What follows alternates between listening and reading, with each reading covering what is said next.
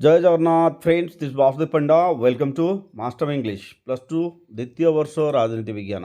ଆସନ୍ତା ପରୀକ୍ଷା ପାଇଁ ୟୁନିଟ୍ 4ର ବଛା ବଛା ମାନେ ସିଲେକ୍ସନ୍ ଏମ୍ସିକ୍ୟୁ ଆଲୋଚନା କରିବା ଭିଡ଼ିଓରେ ପିଲେ ଭିଡ଼ିଓଟିକୁ ଶେଷ ପର୍ଯ୍ୟନ୍ତ ଦେଖିବା। ଯଦି ନୂଆରେ ଦେଖୁଛେ ଚ୍ୟାନେଲଟାକୁ ସବସ୍କ୍ରାଇବ୍ କରିବା ପାଇଁ ଭୁଲିବା ନାହିଁ। ଆଉ ଭିଡ଼ିଓଟିକୁ ଏବେ ହିଁ ଲାଇକ୍ କରିଦେବା, କାରଣ ପରବର୍ତ୍ତୀ ସମୟରେ ଆମେ ଭୁଲିଯିବା ଲାଇକ୍ କରିବା ପାଇଁ। ତ ଏଇଭଳିଆ ଭିଡ଼ିଓ ଦେଖିବା ପାଇଁ ନିଶ୍ଚିତ ଭାବରେ ଅଲ୍ ନୋଟିଫିକେସନ୍ ପ୍ରେସ୍ କରିବା, ଯାହାଫଳରେ ପ୍ରଥମେ ଆମେ ପାଇଯିବା ପିଲେ।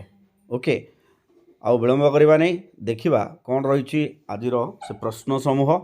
ହେଉଛି ପ୍ରଥମ ପ୍ରଶ୍ନ ହେଲା, ଭାରତୀୟ ଜାତୀୟ କଂଗ୍ରେସର କେଉଁ ଅଧିବେଶନରେ ଭାରତୀୟ ବୈଦେଶିକ ନୀତି ସମ୍ପର୍କିତ ପ୍ରସ୍ତାବ ଗୃହୀତ ହୋଇଥିଲା? ହରିପୁରା, ନାଗପୁର, ଲାହୋର, ଦିଲ୍ଲୀ ହେଉଛି ଅପସନ୍। ତାହେଲେ ଠିକ୍ ଉତ୍ତର କ'ଣ ପିଲେ? ଠିକ୍ ଉତ୍ତରଟା ହେଉଛି ଏ ଯେଉଁ ବୈଦେଶିକ ନୀତି ସମ୍ପର୍କିତ ପ୍ରସ୍ତାବଟା ହରିପୁରା ଅଧିବେଶନରେ ଗୃହୀତ ହୋଇଥିଲା। ଅପସନ୍ କ'ଟା ହେଉଛି ଠିକ୍ ଉତ୍ତର। ବର୍ତ୍ତମାନ ଦେଖିବା ଆମେ ଦ୍ୱିତୀୟ ପ୍ରଶ୍ନ କ'ଣ ରହିଛି ବୋଲେ, ଦ୍ୱିତୀୟ ପ୍ରଶ୍ନ ହେଉଛି ଯେ ଭାରତର ବୈଦେଶିକ ନୀତି ହେଉଛି କେଉଁ ପ୍ରଧାନମନ୍ତ୍ରୀଙ୍କ ମାନସ ସନ୍ତାନ? ଅପସନ୍ ଗୁଡ଼ିକ ହେଲା ଜବାହରଲାଲ ନେହେରୁ, ଲାଲ ବାହାଦୁର ଶାସ୍ତ୍ରୀ, ଇନ୍ଦିରା ଗାନ୍ଧୀ, ଚରଣ ସିଂ। ତାହେଲେ ଠିକ୍ ଉତ୍ତର ହେଉଛି ଯେ ଭାରତର ବୈଦେଶିକ ନୀତି ହେଉଛି ଆମର ଯେଉଁ ଜବାହରଲାଲ ନେହେରୁ ଥିଲେ ତାଙ୍କର ମାନସ ସନ୍ତାନ। ଅପସନ୍ କ'ଟା ହେଉଛି ଠିକ୍ ଉତ୍ତର। ବର୍ତ୍ତମାନ ଯିବା ତୃତୀୟ ପ୍ରଶ୍ନ ପାଖକୁ। ତୃତୀୟ ପ୍ରଶ୍ନଟା ରହିଛି, ଭାରତର ବୈଦେଶିକ ନୀତି ସମ୍ବିଧାନର କେଉଁ ପରିଚ୍ଛେଦରେ ଅବସ୍ଥିତ? ଚତୁର୍ଥ, ତୃତୀୟ, ଦ୍ୱିତୀୟ, ପଞ୍ଚମ ଏଗୁଡ଼ିକ ହେଉଛି ଅପସନ୍। ତାହେଲେ ସମ୍ବିଧାନର ଚତୁର୍ଥ ପରିଚ୍ଛେଦରେ ଭାରତୀୟ ବୈଦେଶିକ ନୀତି ବା ଇଣ୍ଡିଆନ୍ ଏକ୍ସଟର୍ନାଲ ଆଫେୟାର୍ସ ଯେଉଁ ରୁଲ୍ସ ଅଛି ତାହା ବର୍ଣ୍ଣିତ। ତ ଚତୁର୍ଥଟା ହେଉଛି ଠିକ୍ ଉତ୍ତର। 4 ନମ୍ବର ପ୍ରଶ୍ନ ଦେଖିବା ଏବେ। 4 ନମ୍ବର ପ୍ରଶ୍ନ ହେଉଛି, ସମ୍ବିଧାନର କେଉଁ ଧାରାରେ ଭାରତର ବୈଦେଶିକ ନୀତି ବର୍ଣ୍ଣିତ? ଧାରା ହେଲା 45, 48, 51, 52। ତାହେଲେ ଠିକ୍ ଉତ୍ତର ହେଉଛି ସମ୍ବିଧାନର 51 ଧାରା, ମାନେ ଗ'ଟା ହେଉଛି ଠିକ୍ ଉତ୍ତର। 51 ଧାରାରେ ବୈଦେଶିକ ନୀତି ବର୍ଣ୍ଣିତ, ଆଉ ପ୍ୟାରାଗ୍ରାଫ ହେଉଛି 4 ଆଉ ଧାରା ନମ୍ବର ହେଉଛି 51ରେ ଏହା ବର୍ଣ୍ଣିତ। 5 ନମ୍ବର ପ୍ରଶ୍ନ ହେଲା ପିଲେ, କେଉଁ ପ୍ରମୁଖ ବ୍ୟକ୍ତିଙ୍କୁ ଇଣ୍ଡୋନେସିଆର ସର୍ବୋଚ୍ଚ ସମ୍ମାନ ଭୂମିପୁତ୍ର ପୁରସ୍କାରରେ ସମ୍ମାନିତ କରାଯାଇଛି? ଅପସନ୍ ଗୁଡ଼ିକ ହେଲା ବିଜୁ ପଟ୍ଟନାୟକ, ଜାନକୀବଲ୍ଲଭ ପଟ୍ଟନାୟକ, ଲାଲୁ ପ୍ରସାଦ ଯାଦବ, ନୀତିଶ କୁମାର। ପିଲେ ଆମ ପାଇଁ ଗର୍ବର ବିଷୟ, ଆମ ଓଡ଼ିଶା ନିବାସୀ, ଆମ ଓଡ଼ିଶାର ପ୍ରାକ୍ତନ ବରିଷ୍ଠ ମୁଖ୍ୟମନ୍ତ୍ରୀ ବିଜୁ ପଟ୍ଟନାୟକଙ୍କୁ ଇଣ୍ଡୋନେସିଆର ସର୍ବୋଚ୍ଚ ସମ୍ମାନ ଭୂମିପୁତ୍ର ପୁରସ୍କାରରେ ସମ୍ମାନିତ କରାଯାଇଥିଲା। ତ କ'ଟା ହେଉଛି ଠିକ୍ ଉତ୍ତର।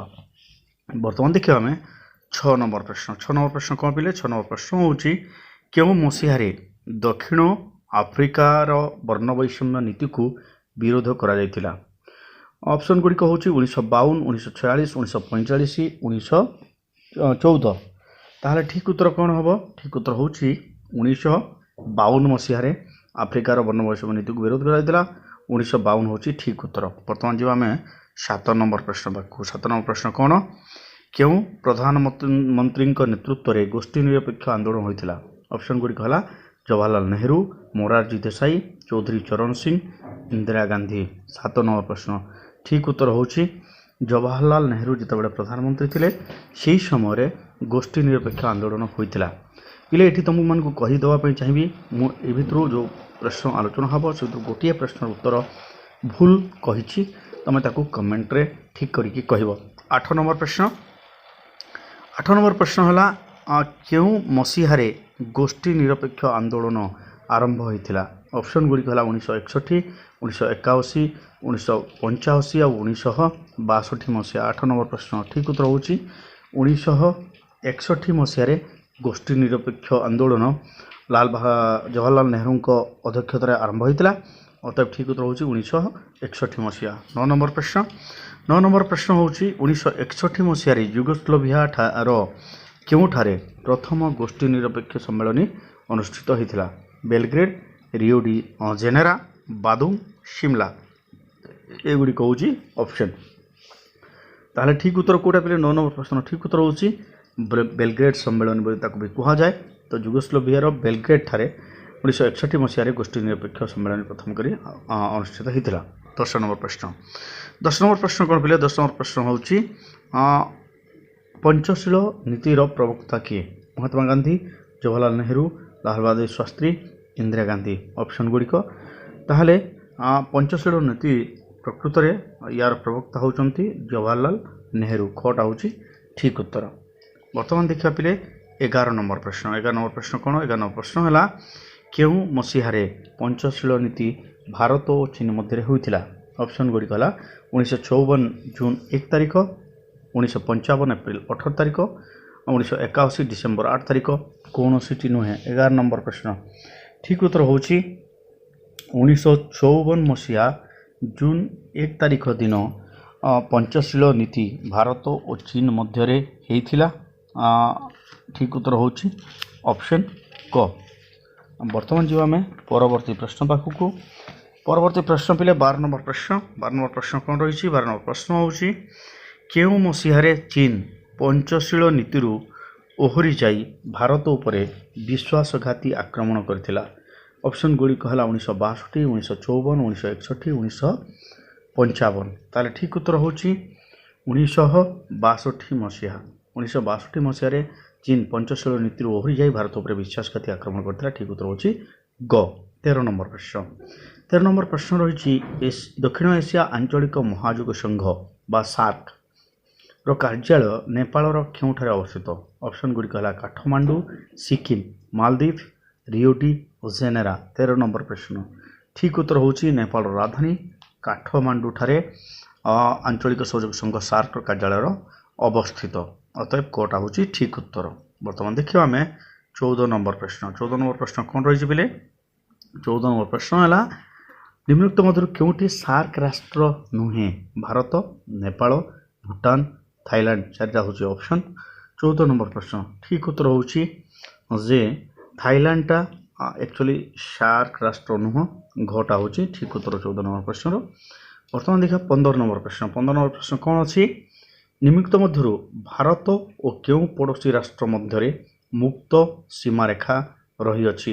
ପାକିସ୍ତାନ, ଚୀନ, ନେପାଳ, ବାଂଲାଦେଶ। ଠିକ୍ ଉତ୍ତର କେଉଁଟା ବୋଲି 15 ନମ୍ବର ପ୍ରଶ୍ନର। ଆମେ ସମସ୍ତେ ଜାଣିଛେ ପାକିସ୍ତାନ ସହିତ ଭାରତର ସୀମା ବିବାଦ ରହିଛି, ଚୀନ ସହିତ ବି ବିବାଦ ରହିଛି, ବାଂଲାଦେଶ ସହିତ ବି ସମ୍ପର୍କ ଏତେ ଭଲ ନୁହେଁ। ରହିଲା ନେପାଳ। ତାହେଲେ ନେପାଳ ସହିତ ଆମର ମୁକ୍ତ ସୀମାରେଖା ରହିଅଛି। ଭିସା ଲାଗେ ନାହିଁ, ପାସପୋର୍ଟ କେବଳ ହେଇଗଲେ ଆମର ହେଇଯାଏ। ବର୍ତ୍ତମାନ ଦେଖିବା ପିଲେ 16 ନମ୍ବର ପ୍ରଶ୍ନ। 16 ନମ୍ବର ପ୍ରଶ୍ନ କ'ଣ? କାଶ୍ମୀରକୁ ନେଇ ଭାରତ ଓ କେଉଁ ଦେଶ ମଧ୍ୟରେ ସୀମା ବିବାଦ ରହିଛି? ଚୀନ, ପାକିସ୍ତାନ, ବାଂଲାଦେଶ, ନେପାଳ। ଚାରିଟା ଅପସନ୍। ଠିକ୍ ଉତ୍ତର ହେଉଛି 16 ନମ୍ବର ପ୍ରଶ୍ନର ଯେ କାଶ୍ମୀରକୁ ନେଇ ଭାରତର ପାକିସ୍ତାନ ସହିତ ସୀମା ବିବାଦ ରହିଛି। 17 ନମ୍ବର ପ୍ରଶ୍ନ। ତିବ୍ବତ ଅଞ୍ଚଳକୁ ନେଇ ଭାରତ ଓ କେଉଁ ପଡ଼ୋଶୀ ରାଷ୍ଟ୍ର ମଧ୍ୟରେ ବିବାଦ ଦେଖାଦେଇଛି?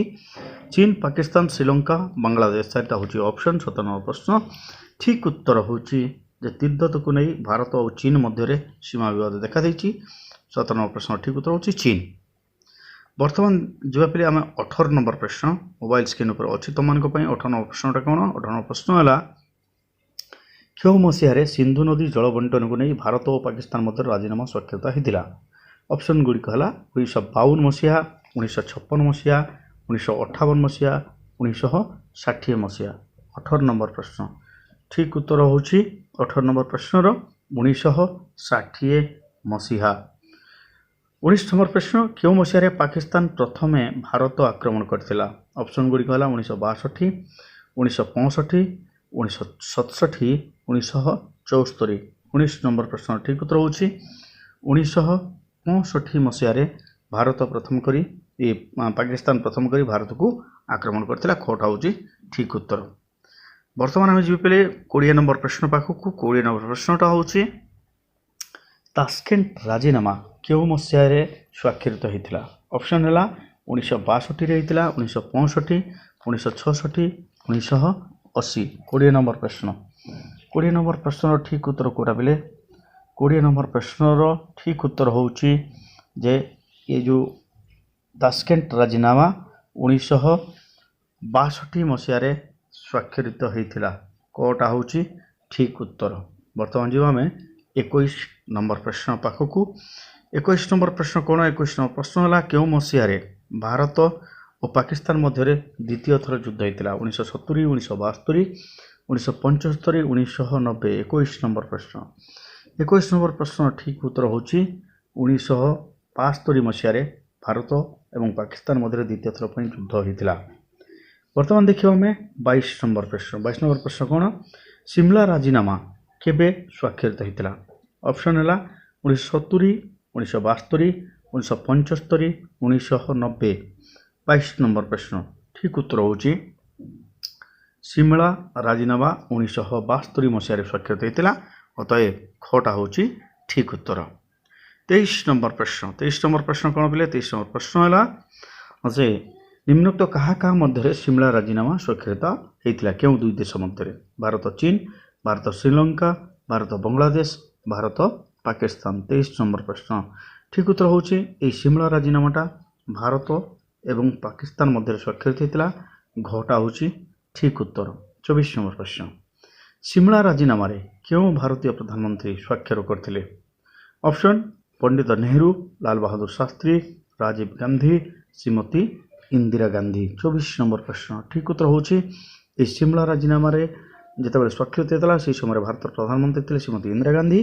अतएव श्रीमती गांधी यही राजीनामा स्वाक्षर करते ठीक उत्तर होची ऑप्शन घ 25 नंबर प्रश्न कौन पे कारगिल युद्ध क्यों मसीह होता 1990 1999 2001 2003 25 नंबर प्रश्न ठीक उत्तर होची 1999 मसीहा जो मैंने ओडिशा पिला अच्छे से सुविधा कारण 1999 महाबात्या भी होता तो 1999 कारगिल युद्ध होता ठीक उत्तर होची ख 26 नंबर प्रश्न पंचशील नीति को आधार करी निम्नोक्त क्यों देश सहित भारत संपर्क प्रतिष्ठित पाकिस्तान चीन नेपाल भूटान चार्टा होची ऑप्शन 26 नंबर प्रश्न ठीक उत्तर होची पंचशील नीति को आधार करी चीन सहित भारत संपर्क प्रतिष्ठित अतएव खटा होची ठीक उत्तर वर्तमान 27 नंबर प्रश्न रही तुम मोबाइल स्क्रीन उपर 27 नंबर प्रश्न कौन पे 27 नंबर प्रश्न है भारतर क्यों प्रधानमंत्री दिल्ली लाहौर पर्यंत बस रे यात्रा करते ऑप्शन गुड़िक राजीव गांधी विश्वनाथ प्रताप सिंह अटल बिहारी वाजपेयी मनमोहन सिंह 27 नंबर प्रश्न ठीक उत्तर होची भारतर यशस्वी प्रधानमंत्री अटल बिहारी वाजपेयी दिल्ली लाहौर पर्यंत बस रे यात्रा करते अतः ठीक उत्तर होची ऑप्शन ग बर्तमान जी आम 28 नंबर प्रश्न पाखक 28 नंबर प्रश्न है विश्व शांति प्रतिष्ठा पाई भारतीय शांतिरक्षा बाहिनी क्योंठिकी जाइथिला श्रीलंका चीन पाकिस्तान बांग्लादेश 28 नंबर प्रश्न ठीक उत्तर 28 नंबर प्रश्न ठीक उत्तर होची बिले जे देश क्यों देश शांतिर प्रतीक्षा पाई भारत शांतिरक्षा बाहिनी जाइथिला ठीक उत्तर होची श्रीलंका 29 नंबर प्रश्न चीन क्यों मसीह भारत आक्रमण करथिला ऑप्शन गुड़िक 1960 1962 1968 1970 29 नंबर प्रश्न ठीक उत्तर होची चीन 1962 मसीह भारत आक्रमण करथिला 30 नंबर प्रश्न रही मोबाइल स्क्रीन उपर तुम 30 नंबर प्रश्न ठीक उत्तर कौन प्रश्नटी मैकमोहन रेखा को नहीं क्यों क्यों देश मध्य सीमा विवाद देखा देथिला भारत बांग्लादेश भारत चीन भारत पाकिस्तान भारत नेपाल 30 नंबर प्रश्न ठीक उत्तर होची ए मैकमोहन रेखा होची भारत और चीन मझिरे जो बॉर्डर रेखा होची ताको मैकमोहन रेखा बोली कहा जाए अतएव भारत और चीन मध्य मैकमोहन रेखा को लेकिन सीमा विवाद देखा देथिला ठीक उत्तर होची ऑप्शन ख 31 नंबर प्रश्न लाहौर घोषणा क्यों मसीह होता ऑप्शन गुड़िक 1995 मसीहा 1999 मसीहा 2004 मसीहा 2014 मसीहा 31 नंबर प्रश्न ठीक उत्तर होची 31 नंबर प्रश्न लाहौर घोषणा 1999 मसीह स्वाक्षरित होता खटा होची ठीक उत्तर वर्तमान जी पे आम 32 नंबर प्रश्न पाखक 32 नंबर प्रश्न कौन तुम अच्छी 32 नंबर प्रश्नटी है क्यों देश होउची विश्वर सर्वबृहत साम्यवादी राष्ट्र भारत चीन पाकिस्तान बांग्लादेश ठीक उत्तर होची जे चीन होउची विश्वर सर्वबृहत साम्यवादी राष्ट्र खटा होची ठीक उत्तर यही वीडियो पई शेष प्रश्न निम्नोक्त मध्य किए तिब्बतर धर्मगुरु अटंती Dalai Lama Faxian Xuanzang Alexander 33 number प्रश्न ठीक उत्तर होची तिब्बतर धर्मगुरु होचंती दलाई लामा अतएव कटा होची ठीक उत्तर तो पिले एथि सहित यूनिट 4 रो माने विशेष प्रश्न काल कार्यक्रम शेष होईछि पुणी देखा हबो परवर्ती वीडियो रे। नेक्स्ट वीडियो तुम पई मु करूची अर्थनीतिर वीडियो, तो ये वीडियो पर तुम देखि परिबो अर्थनीतिर आम यूनिट 2 रो video. Okay, thank you, thanks for watching Master of English.